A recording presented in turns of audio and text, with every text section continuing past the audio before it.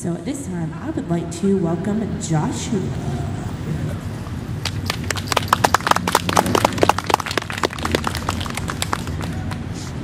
Am I supposed to call you father?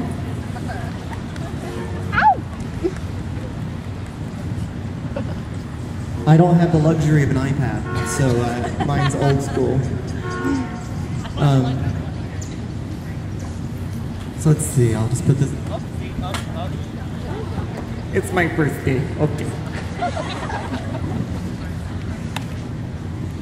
You know, Twilight changed the world. Oh,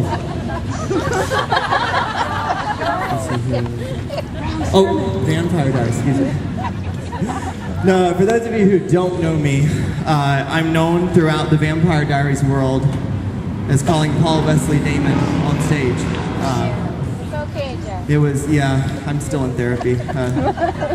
There's one lady, she still writes me on Facebook, like, you know, you really shouldn't have done that. And I wish that I was joking because that would be even funnier, but the sad part is she writes me pretty much every week, so I'm kind of scared to block her because she, you know, she might track me down or, you know. But when the staff of the VRO told me that we're going to be planning a vigil for the Vampire Diaries, I was a lot like you all, like, are you serious? Are we going to do it? You know, and I was like, that's awesome! Because, you know, we're all, oh my goodness, the Lord is telling me to wrap it up. Oh, wow. It's this is my second time behind a pulpit in 5 years. I'll get into that a little bit more here in a few minutes, but you know, I was excited about this vigil because it gave us a chance to reunite with people we'd met, with fans of the VRO, with fans of the Vampire Diaries, and it gives us a chance to meet new friends that we've never met before. And one thing I'm notorious for saying, if you've ever been to a convention I've been to or ever heard me speak, is I'm like a broken record because I say, you know, coming to things like this can be life-changing. You know, it all started for me. I started out with Star Trek. It was a Star Trek convention. And from there, my whole life changed. I met friends. You know, it also gives us a chance to spend time together and have fun, get away from our husbands and wives and children. And if you had to bring yours, I'm sorry. But what I didn't realize when I wrote this, you know, at first it seemed kind of easy, you know, just to write a few things about fictional characters, or is it nonfiction or fictional? I don't know. Anyway, it was easy to write about these characters that weren't real. You know, yeah, it's a television show, and you know, I've had emotional ties to shows before, and for personal reasons, you know, I've had the I've had the pleasure of hosting the convention a few months ago, and I also got to film the season finale, so it was really neat to get to interact with everybody, and so that was really cool. So I have an emotional tie to Vampire Diaries now that I wasn't, you know, I never thought that I would get when I first started watching it. And so I sat down, and Amy was like, you know, you used to preach, right? And I was like, yeah, I used to preach. And so she's like, well, go ahead, put together a sermon because you're going to be our preacher. So I was like, okay, I'll do it. So I sat down and I thought what I was going to say, and I wrote it just after I saw Jenna and John die, and that's when it hit me. You know, they're just characters, but you know, it opened up that door. You know, there are a lot more. And I've had to attend and speak at many funerals over my 20-something years. I've had to bury friends. I've had to bury family. I've had to bury a lover.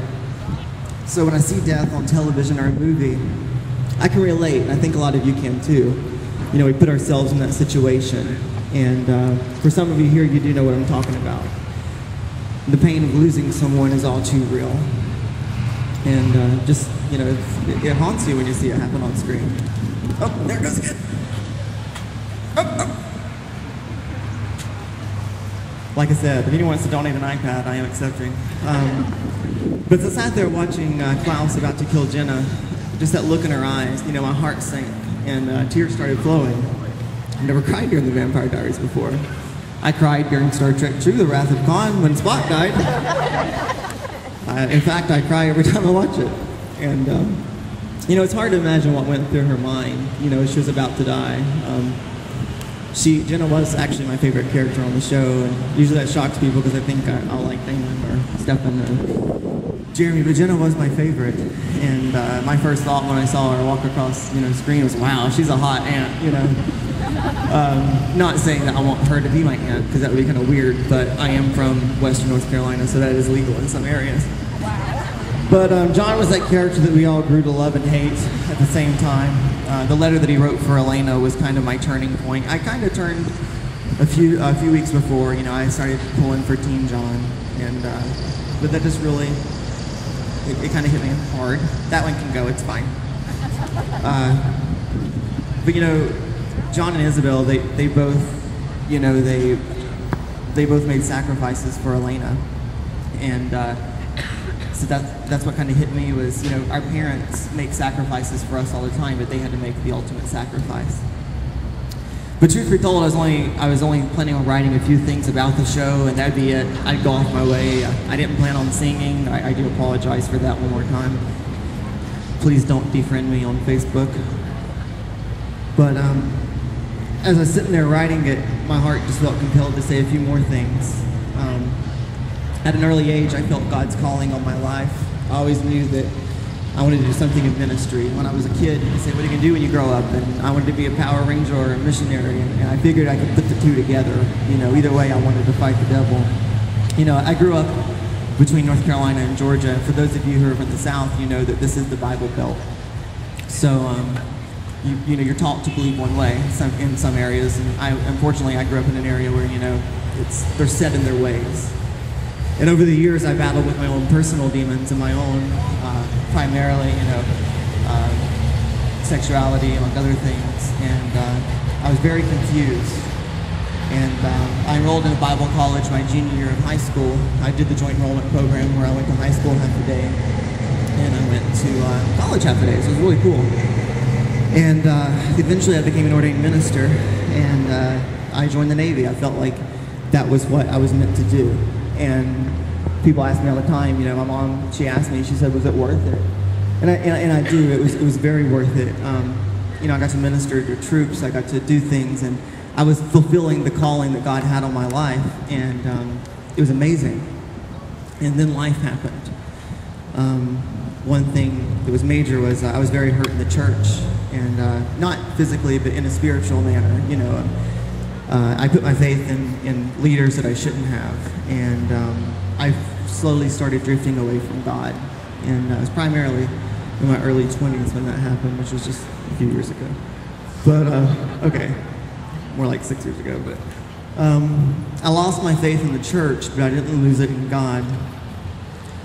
I slowly drifted out of the ministry and started pursuing other areas in my career and my life. Last week, I was driving down to Atlanta. We were scouting out some new hotels for our next Vampire Diaries convention that we're planning. And as fate would have it, I was involved in a car accident. As my car went hurling off the road, for those of you who didn't listen to our show on Friday, I'm not the best driver. I make Alice Cullen look like a grandmother on the road. Amy can vouch for that. But as my car went flying off the road, I just, I felt this peace just come over me, and I thought, wow, this is it. It's like, is this what it's like when you die? I don't know. I really thought that I was going to, because my car just goes flying off, and there's trees. Just, all I can see are trees and shrubs, and it was crazy. But, in Philippians, I'm not going to get too scriptural on you, but in Philippians 4:7, the Bible talks about that peace that surpasses all understanding. And I've had that peace a couple of times before whenever I was in the service. And, but this time it was the most real for me. It was at that moment, that I wasn't sure if I was going to die, but either way, I was okay. I was like, if this is it, God, I'm ready, And I find it very ironic that God would use a television show to put me back behind the pulpit. Like I said, I had no intention of sharing most of this with you. But as I said before, I've lost many important people in my life, and if I were to hold up both of my hands, 10 fingers wouldn't be enough. Robert Herrick said, when we lose a friend, we die a little. I know it's not literally, but emotionally we do. Things that were once a big part of our lives, they aren't that big anymore. They're a constant reminder of what once was. Yes, in time it does get easier, but the memories, they're still there. Rose Kennedy said, one of my favorite quotes of all times, and it's one of the quotes that's really shaped my life. It's been said that time heals all wounds. I do not agree. The wounds remain the same, and in time, the mind, protecting its sanity, covers them with scar tissue. And the pain lessens, but it's never gone. Some of you here can totally relate to that, what I'm saying. For those of you who can't, I pray that you never have to know that feeling. I've always hated to argue with people because from life experiences, we're not guaranteed a tomorrow. Julius Charles Hare said, "We never know the true value of friends. While they live, we are too sensitive to their faults. When we've lost them, we only see their virtues." And that's something that I think we should do in our own lives, is just try to find the virtue in people. I'm guilty of, passing judgment, and we all are, we're human. But, I think that's one thing we need to do, is just try to look at the brighter side of life. Don't stress too much. Don't stress the big things. Don't stress trying to plan a charity event and worried about the people across the way. That's my preaching to myself today. But throughout my life, I've learned that death is a part of life, and it's never easy. It's never easy, and it's never a joyous occasion. But no matter how it happens,